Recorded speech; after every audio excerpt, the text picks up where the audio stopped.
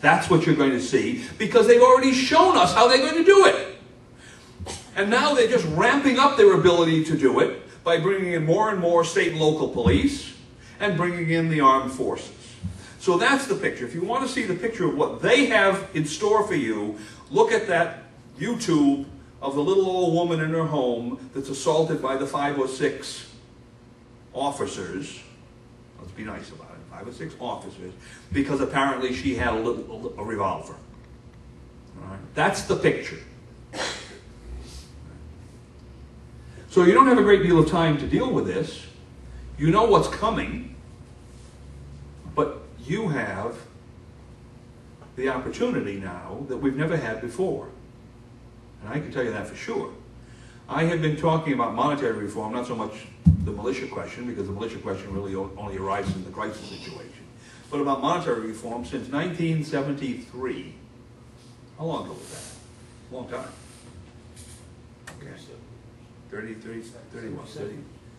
years. 37 years. Okay. It's been like spitting in the ocean to watch it rise. 37 years. Right? And people would look at me and they say, it's not going to happen. And I try to explain to them why it had to happen. Car with square wheels. You shake the differential off. No, not going to happen.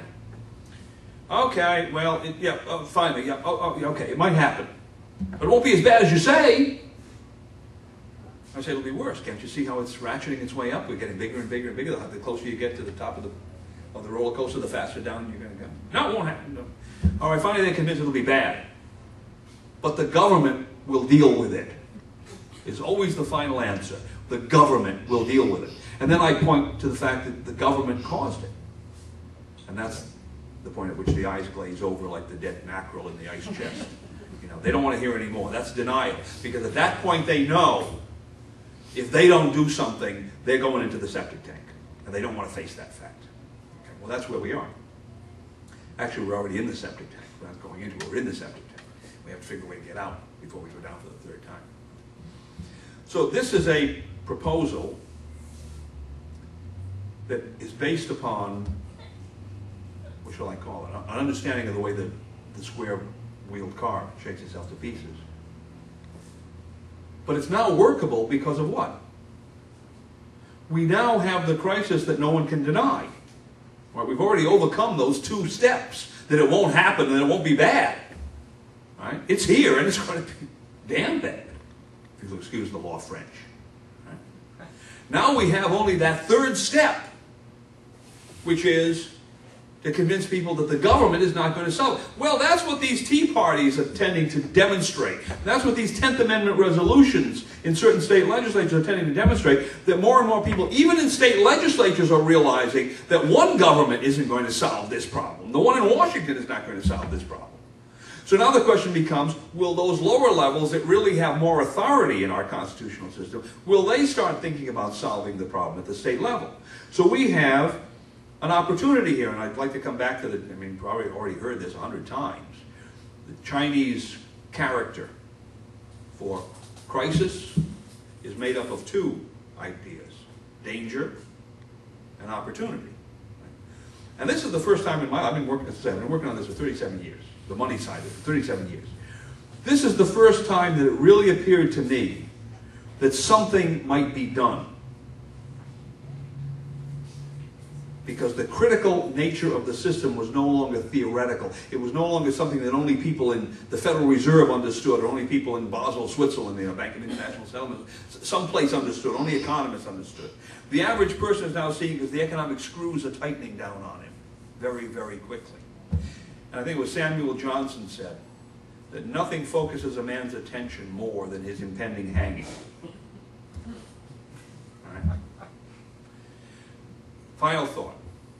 This does not depend upon unanimity. It does not depend upon even having a majority.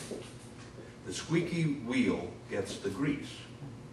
It depends upon having a small, well-organized, well-educated, and loud group, if you will, to constantly put pressure on the legislators. Now let me make one final comment. If you followed my plan, And this is actually not my plan so much as the plan of our colonial ancestors. This is essentially what they did, except they did it in a more formal way. If you did this, whatever, state of Texas, you'd have some of these groups organized in every community. It might not encompass every neighborhood, but you'd have some organized in every community. They would have thought through the problems of dealing with a local economic collapse.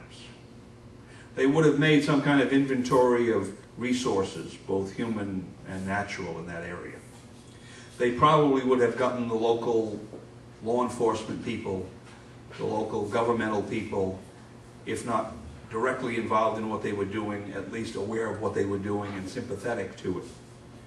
So that if they couldn't get the statute drafted in time, or they couldn't get the statute enacted in time, or they couldn't get the statute implemented in time, and the crisis occurred, at least they would be organized to some degree to deal with it, which is more than we have now.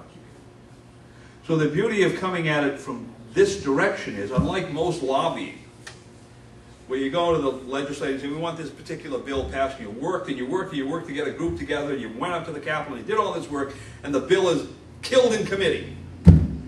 What's left? You have nothing. You go home. All right? Stop at McDonald's, get a cup of coffee. But there's nothing that you haven't brought anything away from that. You have to organize yourself for the next bill. All right? You go through this process again. This type of organizational structure, even if you don't get the legislation passed, you're left with the organization. And that's the key, if you think about the way the militia functioned. It wasn't that every one of them had a gun in his cellar. It was that they were organized in some collective fashion to deal with whatever crisis might confront them. It was the organization that was the key to this. It was the collective action. It wasn't simply the individual belief or the individual action. That's the key to it.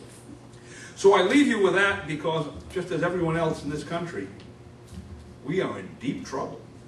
And the only people who can haul us out of it are ourselves. Thank you.